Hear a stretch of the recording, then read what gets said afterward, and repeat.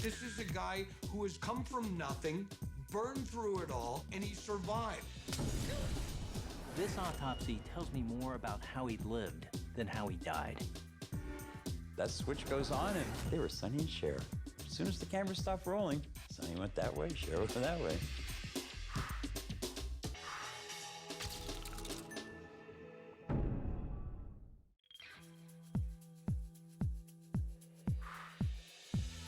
News just broke all over the world that this big rapper was dead. He didn't look like a criminal. He didn't act like a criminal. Ted Bundy showed the world that evil can also be good looking. There are things that I've witnessed in this case that you simply would not believe.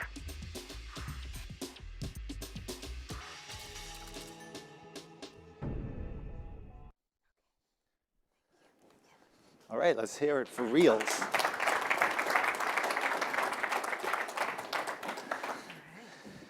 As we're welcoming two generals to the stage, I want to say hello. My name is Patrick Lynch. I know there's some other legislators. I think I'm probably the recovering politician in the room. Served as the Attorney General in Rhode Island for a couple terms a long time ago. And I'm grateful for the opportunity to have a couple friends come by and have a discussion just about life as the Attorney General and the perspective in that realm. Before I do so, two things. I think first of all, I'm sure you're seeing or paying witness to a great deal of technology that you're immersed in all the time, but I want to thank Reels for their, what do they call that, a sizzle reel or something? But I thought it was wonderful, so congratulations and thank you to Reels for that.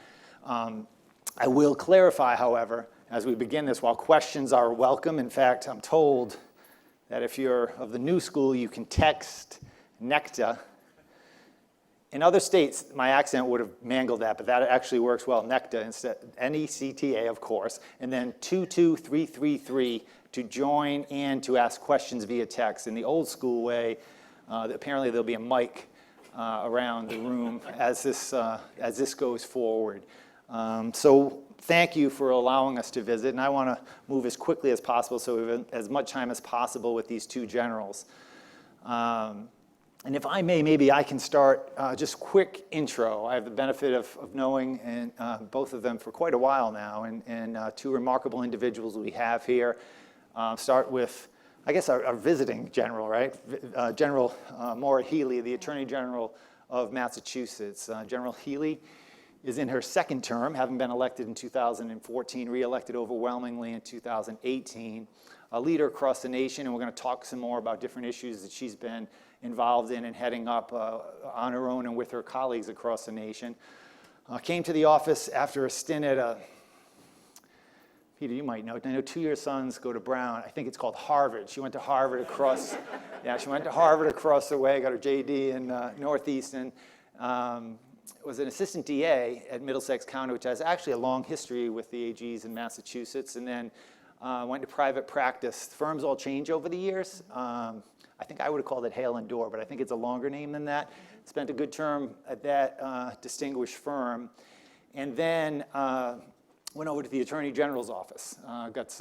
Came up really through the ranks, and again, we'll probably speak a little bit about it. Came up the ranks, headed up the business, actually the Civil Rights Division first, and then the business section as the head of that unit with a massive attorney generals in Mass under her guidance. I think most notable, I always come back to, she can play hoop.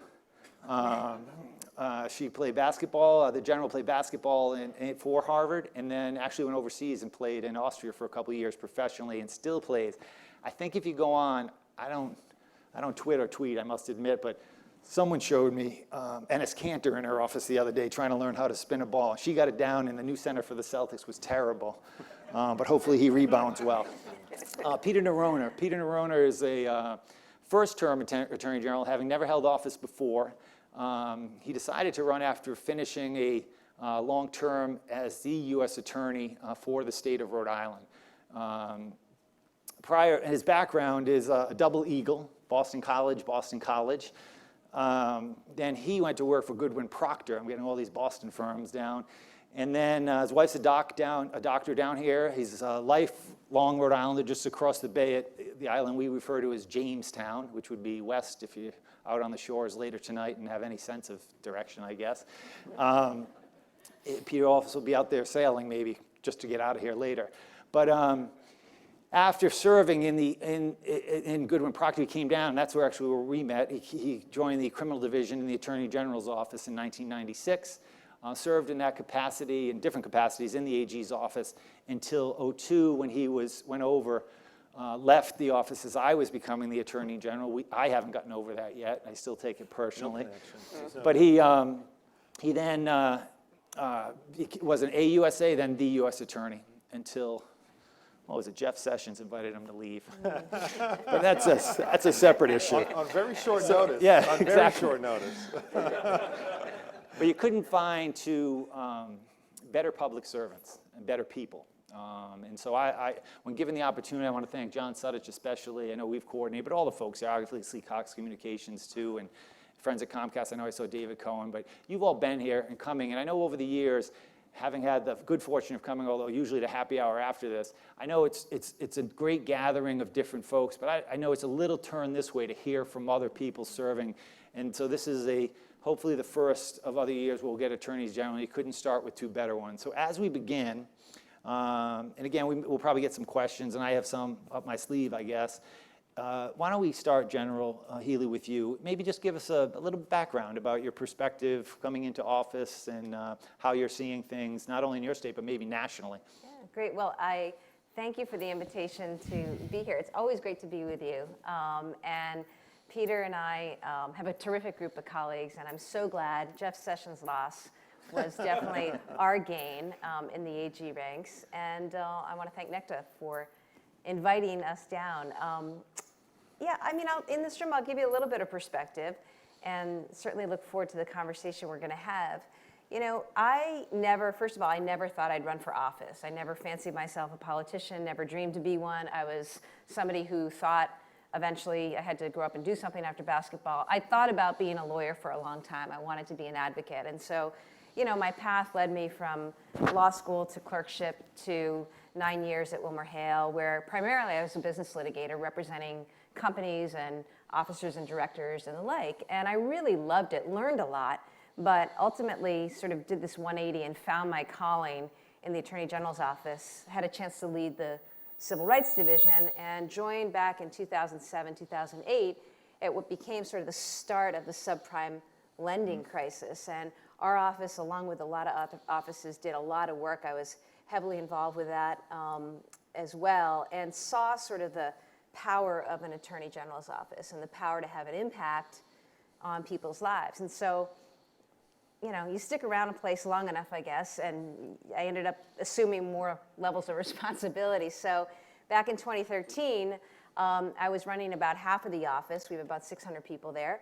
And my then boss, the Attorney General, Martha Coakley, decided to run for governor. So it left this vacancy, and I was like, who better than me? Nobody knew who the hell I was. I'd never been in politics, but I was like a bureau chief in the office. And I ended up winning, and it's been fantastic these last 5 years. My perspective on the role of an AG is really to be the people's lawyer. And that means making sure that we're enforcing laws that are there to protect people. I've got a fair labor division. We're making sure that our wage and hour laws are followed. I've got an insurance and financial services division, making sure that people are playing by the rules there. I have hotlines set up too. Sometimes people run into a jam with their health insurer, their auto insurer. I set up a student loan assistance unit in my office when I started because student loan debt is such a problem for so many, and I wanted to create a team of mediators who could help families get into repayment plans and other options. I got a civil rights division, an environmental protection division, yes, a ratepayer advocacy division within my energy division that intersects with some of you good people from time to time, consumer protection, the like. I also do criminal work, enforcing laws there. Our focus has really been on getting after gaming. Now we have casinos in Massachusetts.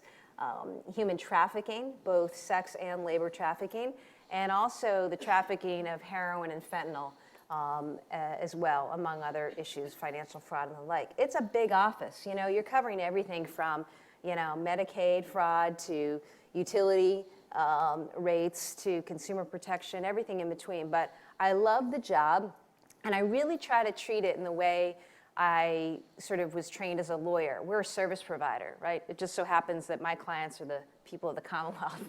And, you know, it's also a job that I think involves, yes, you know, there's litigation, there's investigation that's necessary. We've been doing a fair amount of that, probably most notably together the work to get after the opioid manufacturers and distributors, which we can talk about. But it's also a place where you get to work with members of the legislature on policy, both state and federal, and I see some of our good people like Rep. Dykema here in the room today. You know, there's that element of it. It's certainly a place where you can convene and bring people together to try to come up with problem-solving, you know, paths. And it is a place where some would call it the bully pulpit. I get to speak to, you know, issues from time to time. And so I think it's a great office. You can do a lot, but our best successes, I think, come from the recognition that government alone isn't going to solve any one problem. And it really is the fact that I think government, our NGO community, our business community, academia even need to come together to think about policy and to think about problem solving as we move forward in this incredibly fast-paced, ever-evolving world. You guys live in that space, and that's sort of my philosophy, being open to stakeholders and making sure that we're really being thoughtful about things. No, that's wonderful. And General Noronha, General, it's like coach over the years. Everyone's a coach, but General, kind of playing off that, people's lawyer, obviously chief law enforcement officers around the nation. A little bit different in as much with the criminal responsibility here, and of course, additionally, you know, first, you know, time in office, the general's in their second term. So same kind of question, but additionally, like, how do you find that balance, particularly with the responsibility on the criminal end of things and staffing up? I guess if you could talk a little bit about how you found that as you started your first term. Yeah, I think the biggest challenge for us, and first of all, I want to echo everything that Attorney General Healy said. You know, if I'm listening to her, I think ditto. Agree with everything that you said and admire it. In fact, when you tweet, I do a photo. I know how to do a photo, like a capture thing, and I tweet them to Kate. She knows. She's nodding because I send them back to Kate Sabatini. Why can't we do that? Let's do that. We can do that. It's a good idea. I think the biggest challenge for us, frankly, is that we're just too small. You know, there's only one state that is really our equivalent, which is Delaware.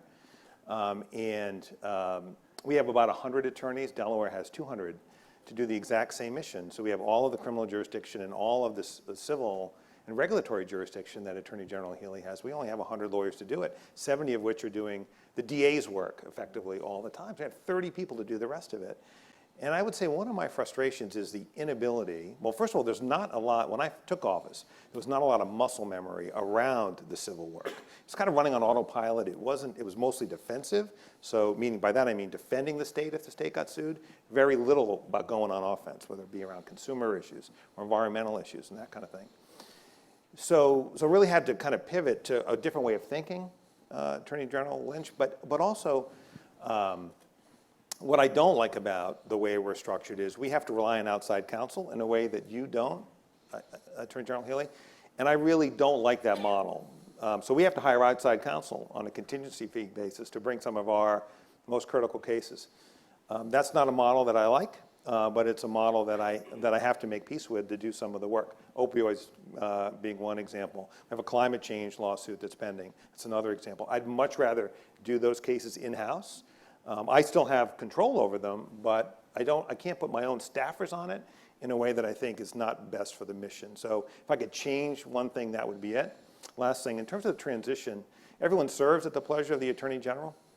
One thing that I learned going in was, going through the transition, is you really can't afford to hide any crazy uncles in your organization. You just can't. You don't have enough people. And so when you compromise on mostly hard work and capability, when you make a compromise there, you're hurting the organization and you're hurting the people of the state. So I think the hardest thing, Patrick, about the transition was accepting that principle and applying it, I would say, almost ruthlessly.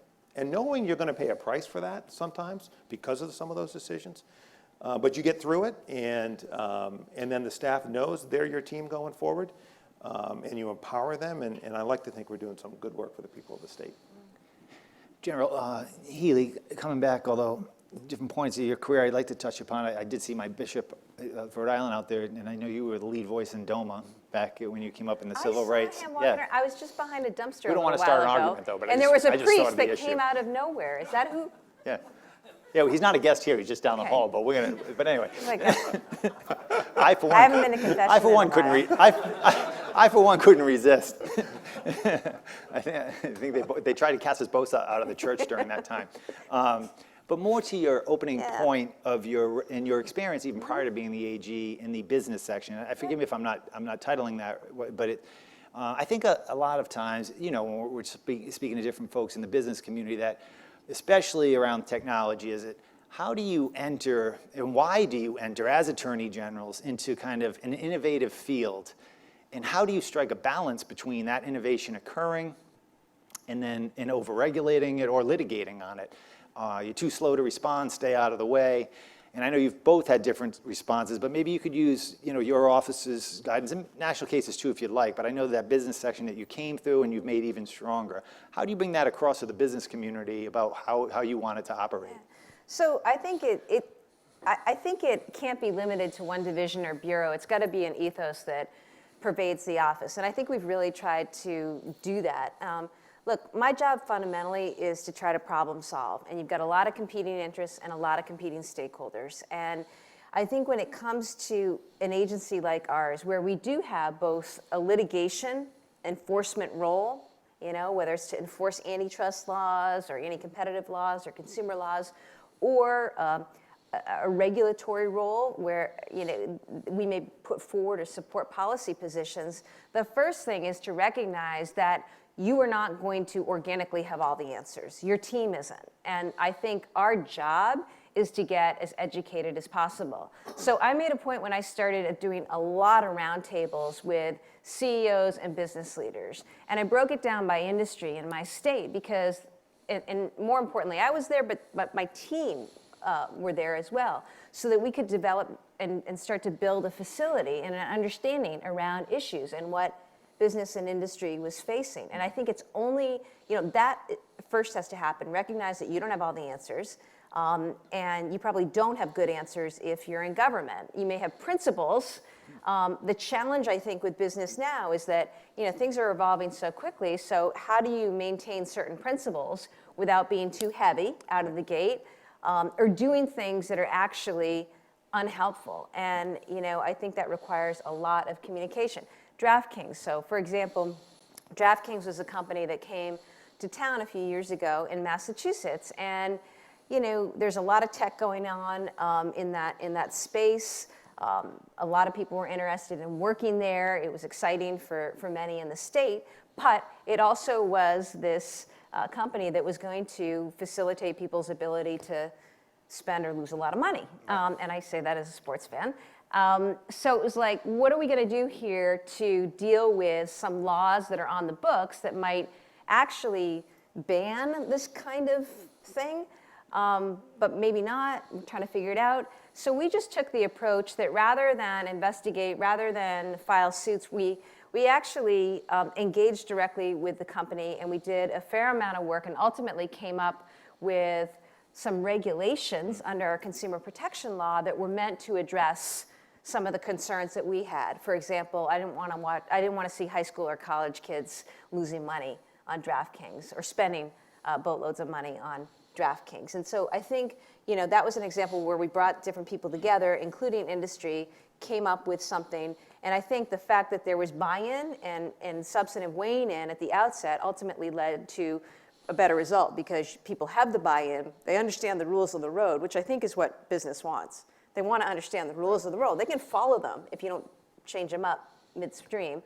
And so that's just an example of a philosophy. And General, playing off that, and I guess this would go back, I think, from my recollection, your experience, and I know there's ongoing, in none of these questions do I mean to bring in any current cases that you can't speak on. I know you won't comment if you cannot.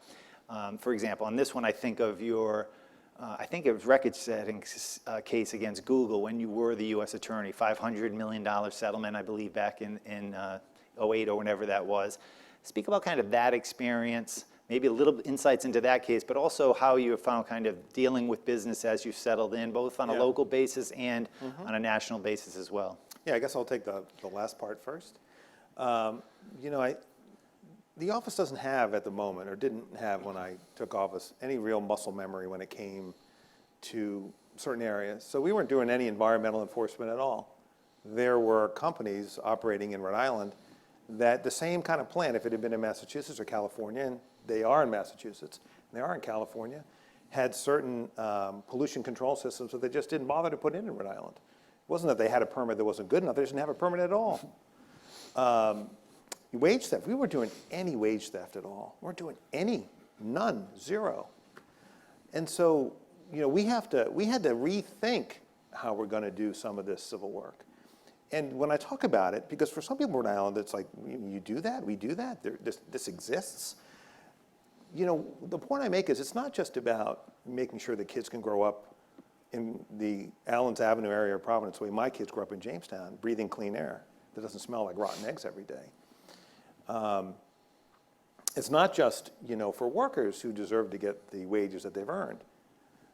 It's about businesses that do it the right way too, because these companies that don't put in those pollution controls and these businesses that don't pay their workers what they've earned are getting an advantage over the ones that do, and that's the vast majority. So we've really had to pivot the office to sort of be more the people's lawyer, if you will. And that's taken a little bit of frankly, personal attention to kind of push us in that direction. But I think that's the job of the AG. I think that's the job of the U.S. Attorney, not just to the public, but in your own office, to push you to places, to push the office to places where maybe it hasn't gone before, or at least not recently. So, you know, I think that has been sort of our largest challenge on the civil side. You know, the Google case was, you know, almost a unique case in that it was a $500 million asset forfeiture. What Google was effectively doing was aiding and abetting offshore pharmacies, foreign pharmacies, who were importing opioids into the United States. And it was interesting, they were Canadian internet pharmacies, but they couldn't sell to Canadians. And if that wasn't a red flag, because at the time, you know, you had this notion, well, why not buy from these Canadian pharmacies? They're safe, right? That was the whole thing. Go to Canada, get your drugs cheaper. These Canadian pharmacies couldn't sell to Canadians. And that was sort of a red flag. A lot of these drugs were coming from South Asia and had not been manufactured or shipped in a way that was safe. And so it was a fascinating case, actually, because we had this, we were doing a Secret Service Ponzi scheme investigation, and there were two guys who were selling electronics on the internet and really didn't have any electronics, but they kept selling them and selling them and selling them, living very high. And then one guy took off to Mexico, and when we extradited him back from Mexico and got him into federal custody, we asked, well, what have you been up to? And he said, well, I've been working with these internet pharmacies. And that's what prompted our Google investigation. Lessons there too, what lessons are there, for me at least, is you've got to be well-staffed when you take on these kinds of entities. And on the federal side, we had plenty of resources. If we needed more attorneys or more litigation backup or litigation support, you could go to the mothership in Washington and get everything you needed. That's much more of a challenge as Attorney General. It's why we have to work collectively, and we do. And I think that teamwork is really crucial. So a lot of lessons, frankly, came out of the Google case. One was that $500 million seemed like a lot of money. But to Google, I don't know how much of an impact it really had. They changed their way of doing business, and that was critical, the way they do their ad programs. But you look back on it, and frankly, it informs some of the other decision I'm making now around some of the things that aren't a secret to anybody. The issue with the Sacklers, which is, it's all well and good to get however many billions or millions, but if it's not having an impact on the people you're getting it from, are you really accomplishing one of your objectives? Well, he brought the name up first, so Sacklers. Let's, I don't want to have you delve too far. Again, you have the opioid case pending, a lot of different angles on that, I would imagine, and ongoing litigation. But certainly that's played out a little bit. General, maybe to you first on kind of, without telling us where it's necessarily going, what you're standing up for then, and how that happens, maybe a little insight into the multi-state generally. Yeah, I just came from Fall River. I had a small group meeting with a group of mostly mothers, but family members who have loved ones in recovery. Some had lost children to the disease, and I do that pretty frequently because it's how I stay on top of what's happening. Because if you want to talk about what's really happening with insurance companies, what's really happening with beds and availability, just go sit and listen to and talk to people who are living it every day. So it's on my mind because I just was in another emotional, meaningful session with family members. I don't want to prompt any flashbacks. No, it's We're supposed to have a happy gathering here, but I know how close you are to it, and you talk about your outreach to the people. I think that's a great example. No, but it's part of the deal, right? Yep. I mean, the opioid crisis hits. I knew it was going to be top priority from 2014 forward. It has been. It had to be multifaceted, the approach we took. We went after, the Narcan maker who was jacking the price up crazy amounts and worked out a deal so that didn't happen. Went after some of the prescribers who were like pediatric neurologists prescribing pain meds off the charts, shut that down, and we did, launch investigations into opioid manufacturers and distributors.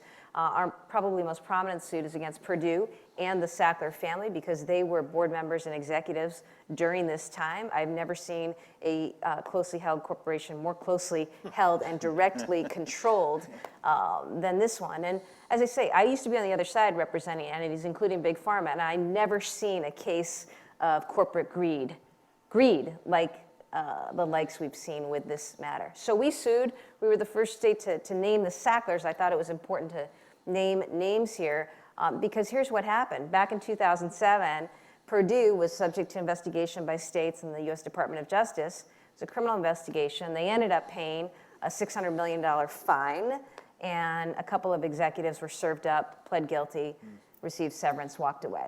They were supposed to not do it again, engage in deceptive sales practices. Well, they doubled down. And so our cases are all about what happened after they entered that settlement agreement back in 2007. What they also did in 2007 is they made sure that none of the documents came to light, no witness, nobody ever took the stand, nobody knew really what happened. And so here we are dealing with, some might say, the roots of the crisis because of what Purdue did back in the 90s in terms of its lobbying and marketing efforts. And I was clear, and my colleagues, I think, are clear that this is about justice and accountability. It's not about a cost of business. It's not about how many billions you're going to pay. It's going to be what is going to do right by the families and our states. And so some of us, when there was a prepackaged deal floated, Purdue, of course, is going to file for bankruptcy given the number of lawsuits that are out there.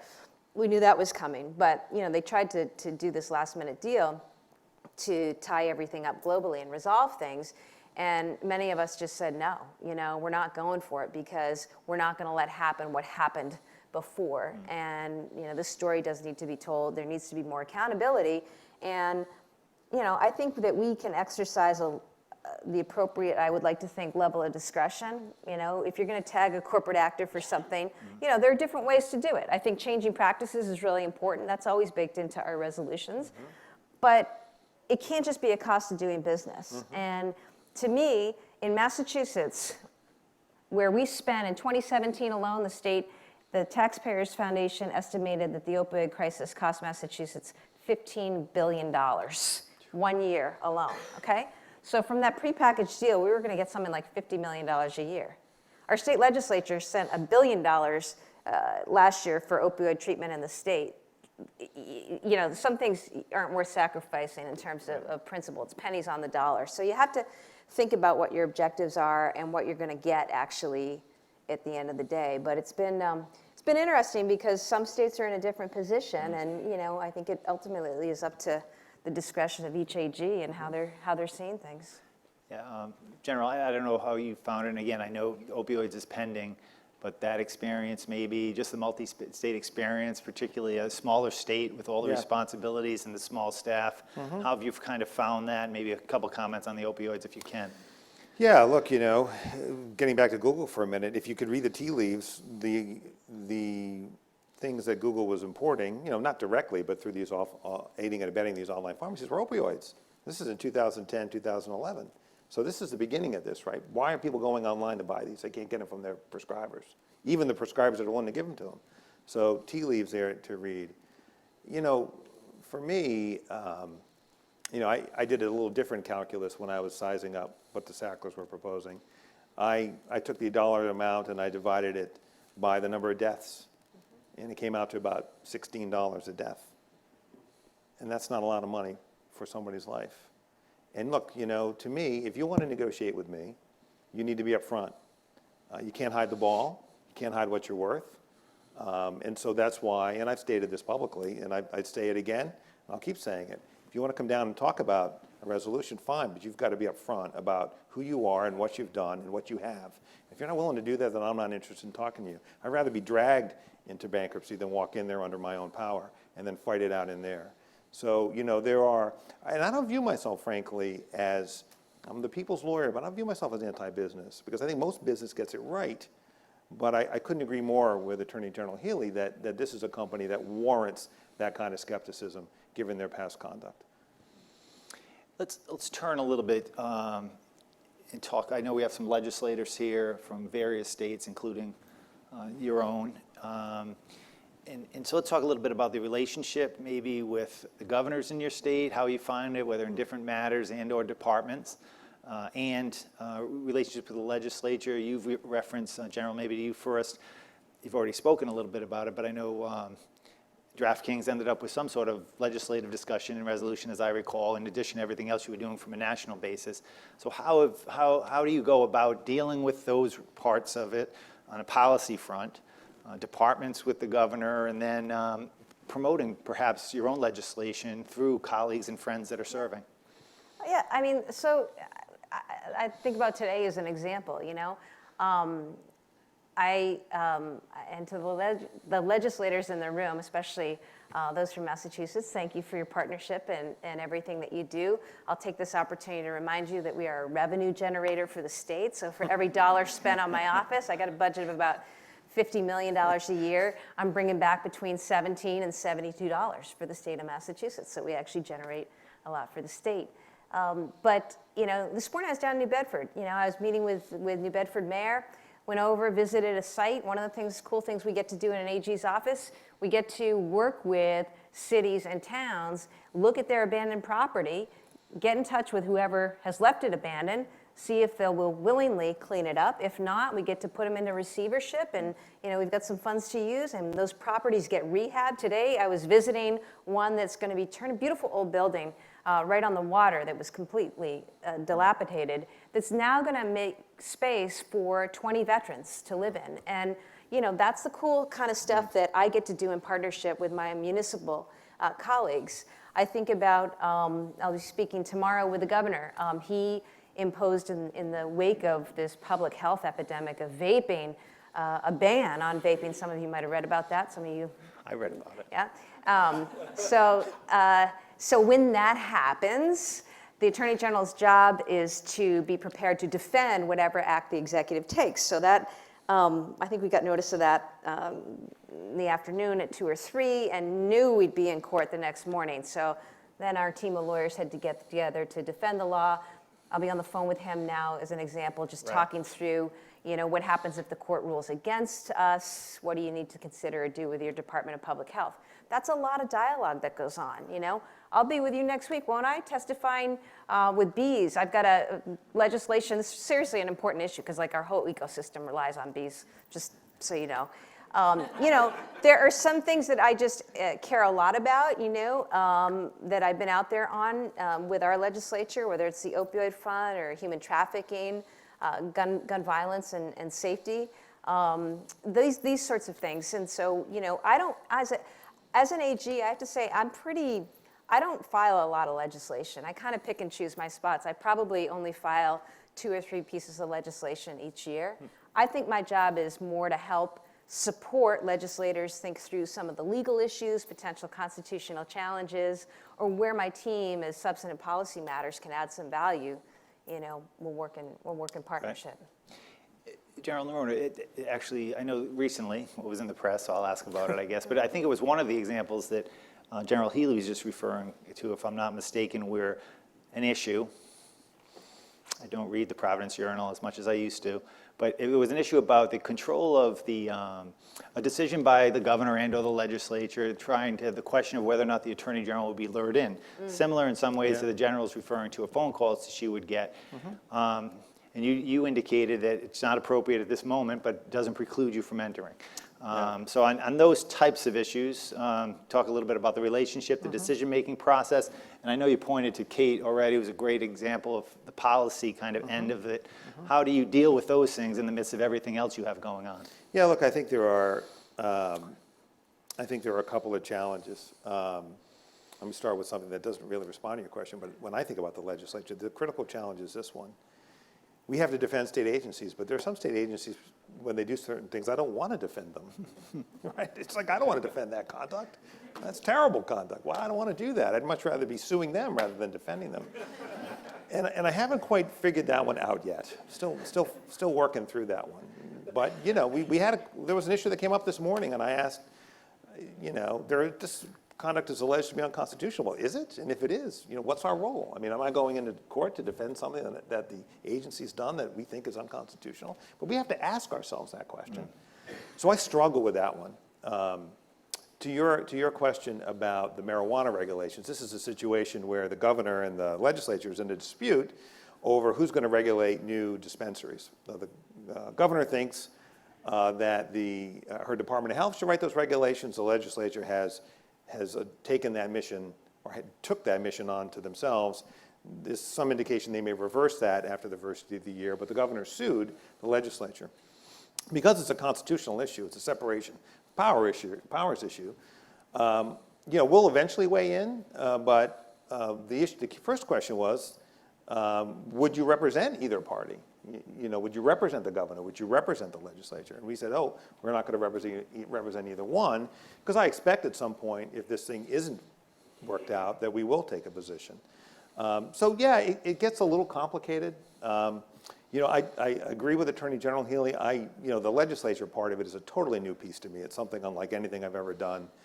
I probably struggle with it a little bit. You know, I think there's always a potential for conflict when the Attorney General is up there. Not conflict in the sense of, you know, a bad relationship, but who knows what's coming down the pike. I've been a prosecutor in this state long enough to know that while 99% of our legislators and public officials are doing it exactly the right way, the truth is that I prosecuted a Speaker of the House. I prosecuted a House Finance Chair. I prosecuted, as U.S. Attorney, mayors and councilmen. So I think it's an awkward place for, I think the Attorney General, at least in Rhode Island, has to convince the public that you have some separation from the rest of government, that you can act independently, that you call balls and strikes, that you leave the politics at the door, as hard as that is for an elected official. And so navigating those waters, I think, is one of my biggest challenges.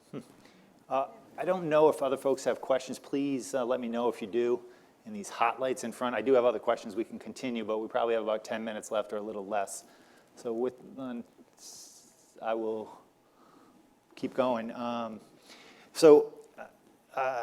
One thing that you mentioned, which I think I did at school every week, and it was also a good way to get out of the office. But I know how passionate you both are and how good you have both been in different roles. You with the U.S. Attorney and you during your whole term as AG and before doing the outreach. You've mentioned several examples today on different issues.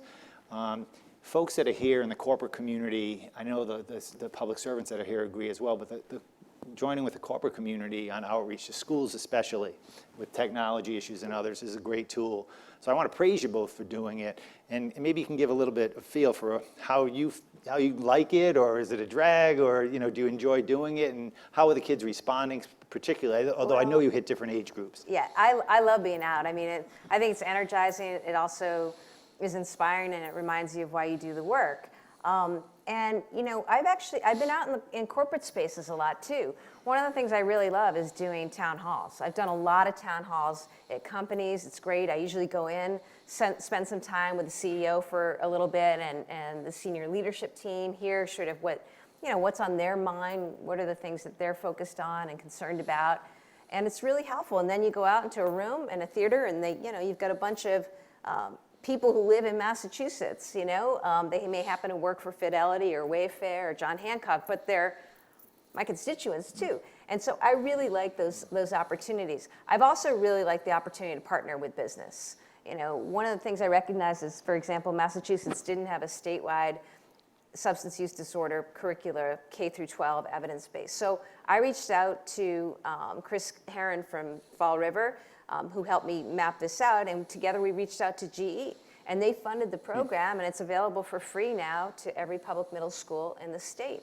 I think about my work with the Greater Boston Chamber of Commerce, where Jim Rooney, the head, and I brought together a working group on student debt issues. So we had citizens and Fidelity and others at the table, along with colleges and universities, to think about, all right, here are some how-to guides for families to think through, you know, these issues, and how can we push further better policy. So I just, you know, I want to speak to you as business leaders, because over the last few years on some issues, it's really been terrific to partner with the business community, and there's tremendous power in the business community. When there were some in Massachusetts who wanted to take away civil rights protections from transgender kids and transgender people in our state, they put that back on the ballot, a group to take those protections away. You know, there was going to be a fight. And that's an example of, you got to do your job as AG. I had to certify that, even though as a policy matter, I really disagreed with it. My job is to let the voters vote and certify that. But in time, my office worked directly with the business community that shared an appreciation for equality and inclusivity, not only as a moral matter, but also studies show it's better for the bottom line.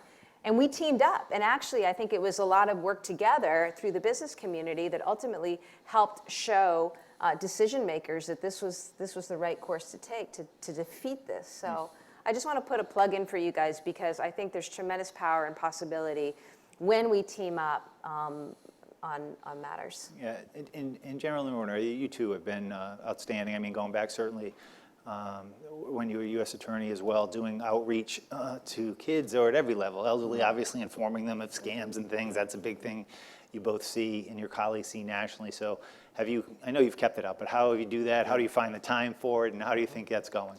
I think maybe since you were the AG, General, what I found where we really, again, had no muscle memory was with reaching out to underserved communities, communities of color. We just, you know, just don't know who their AG is. I mean, it was really, frankly, stunning. And so what we've tried to do is to get our office out. We're doing a lot of different kinds of outreach. You hit on some of them, but this is the one, to me, is the critical one. And so we've opened a community office on Broad Street on the south side of Providence. We went through that neighborhood on 2 Saturdays. I did one, and I was traveling for the other one, but our staff went through the neighborhood and handed out leaflets and said, look, we're here. This is where our hours come down. This is how we can help you. And, you know, we're not there as prosecutors, although that's a big chunk of our mission. We're there as consumer advocates. We're there as nuisance property advocates. We're there to connect them with other parts of government. We're there to give a warm handoff, you know, so that if you need somebody in the tax division, you know, we'll call the tax division and hand the person off. But these are folks who don't know who their AG is, don't know what he or she does, don't know how he or she can help them. You know, we get 700 calls a month to our consumer division. People don't even know we have a consumer function in the state. And so educating the people of the state of how we can help them is something I love doing. We do it in Providence on a full-time basis. We've taken it around the state to Central Falls, Woonsocket, and Warwick.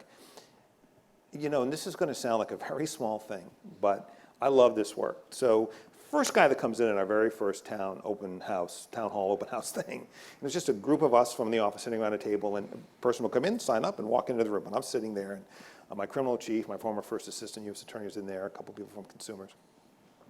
And the first guy comes in, and he's got this little piece of property in Central Falls, this little sliver property, no building on it. And he's got the best video surveillance system you've ever seen. I mean, it is pristine.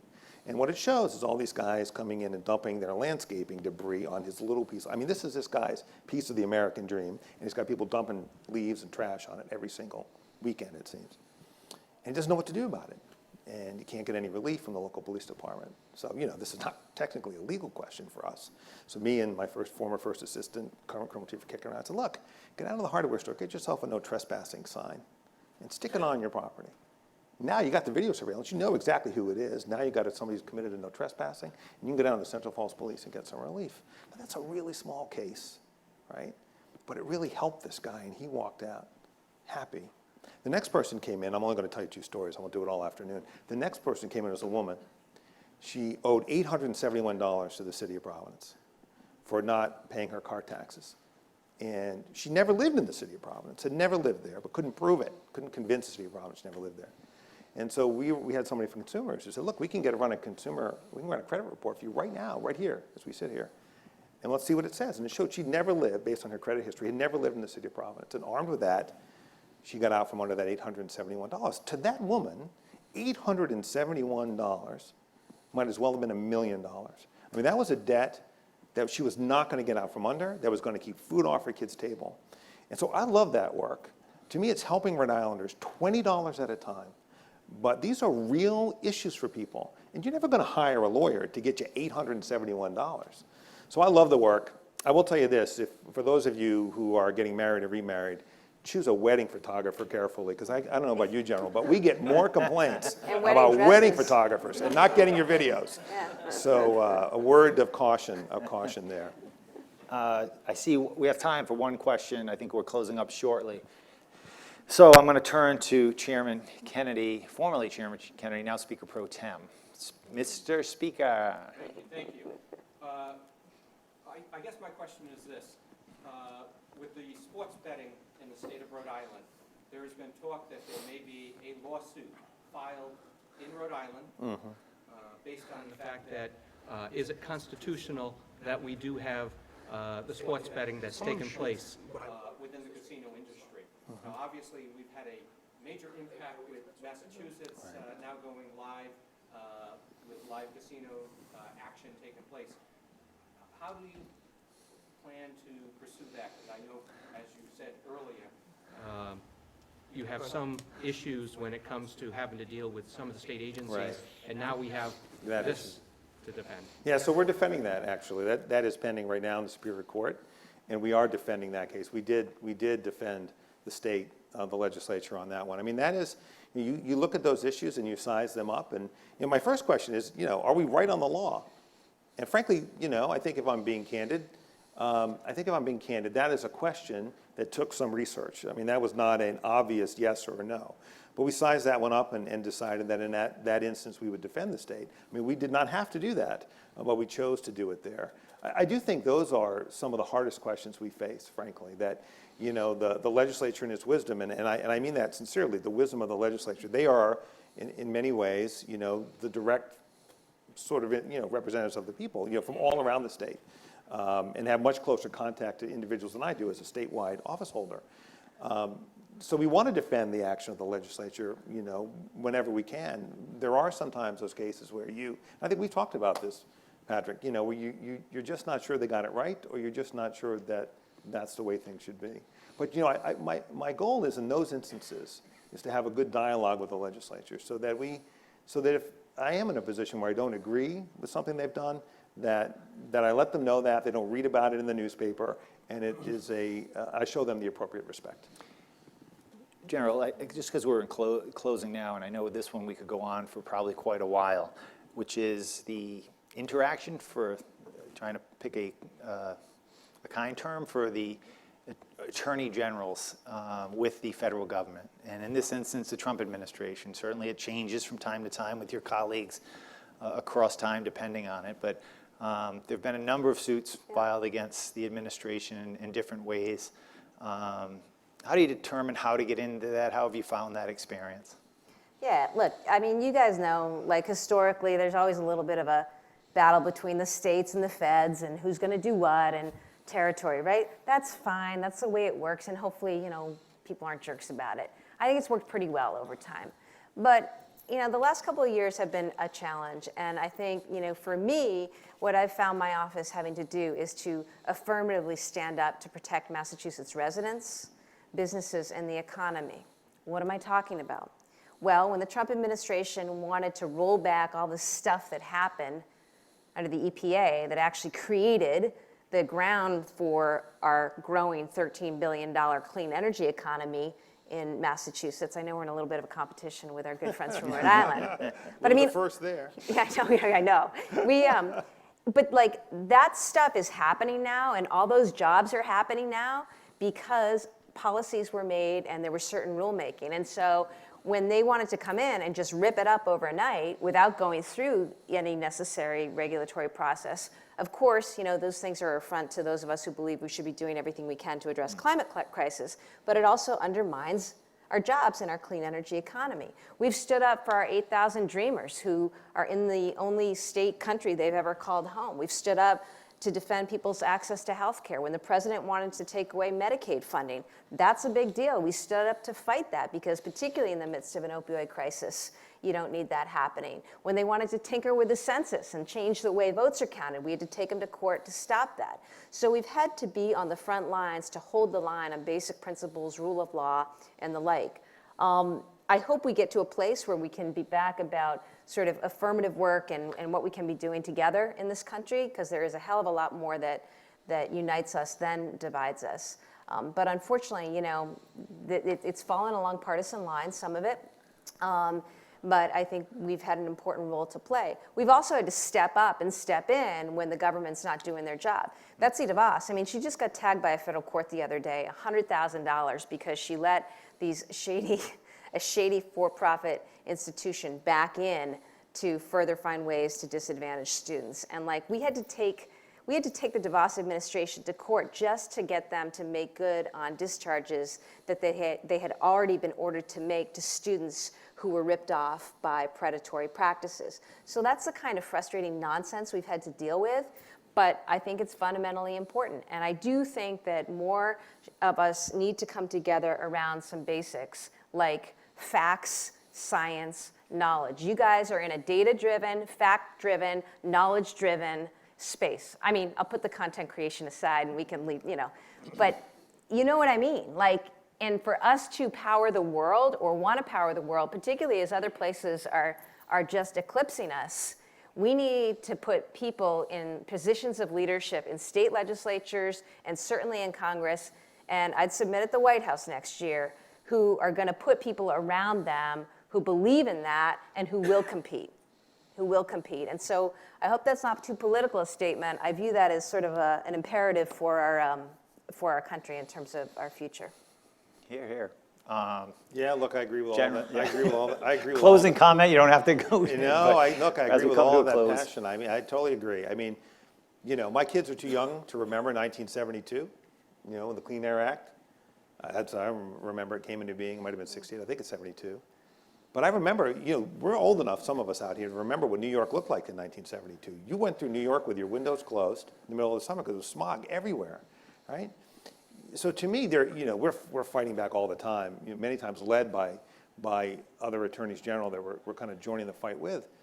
But there are some things, look, I've seen a lot of things happen over the course of my career, but there are some things happening now that are just head shakers. And this notion that somehow we're going to roll back the protections that California put in place around vehicle emissions, when many of the vehicle companies are perfectly happy with that, what planet are we on? And what planet are we going to have if we don't get some of these things straightened out? The number of times, I got 30 people in my civil division, 30 people to do all the work, some of which I've described to you. The amount of time we spend just looking at the actions that we're bringing collectively as attorneys general, we're not even doing it. Maura's doing it half the time. But I don't want to join it if I don't understand it, because then if somebody asks me, well, why did you join it? I can't tell anybody. I look kind of stupid, right? But the amount of time that we spend just going through all of these things, I don't know, 5 a week, 4 a week, and a lot of these are just things just to kind of hold the line against, I think, some really significant, dangerous changes for our planet and our country. So, look, if nothing else, if I'll make my own political statement. If we change the person in the White House, I'll be able to free up 4 or 5 lawyers to go do some other good work for the people of the state of Rhode Island, if nothing else. So we'll see what happens next year. Well, we've come to a close. I think this is one of those where we may stand between you all and a libation or coffee late in the afternoon or something like that. But I think through these two remarkable individuals, again, not only great leaders, but great people, their states are guided well with their intellect and moral compass that they both have. And I know nationally they're looked at by their peers in the same way across the aisle, I want to emphasize as well. And while they're happy to be here, they really would have preferred July. So I don't know what the heck happened. I don't know what happened in NECTA, but I used to come down in the summer and it was great. I would have been here in July either way. Yeah, So. he'd sail over and the here in general will come back. But you know, I was reading recently, I'll finish with this, and I think this, you've seen an example of it here. Jefferson pointed it to me, but it's this, reading an article from The Hill where it said, state AGs are rising, and their ascent represents the genius. I know it's been used a couple times in the last day, but the genius of our federalism. And I know you all get it in this room, but it's better to know them before you need them, and you couldn't know two better people than these two public servants. So please help me in thanking them for joining us this afternoon. Thank you.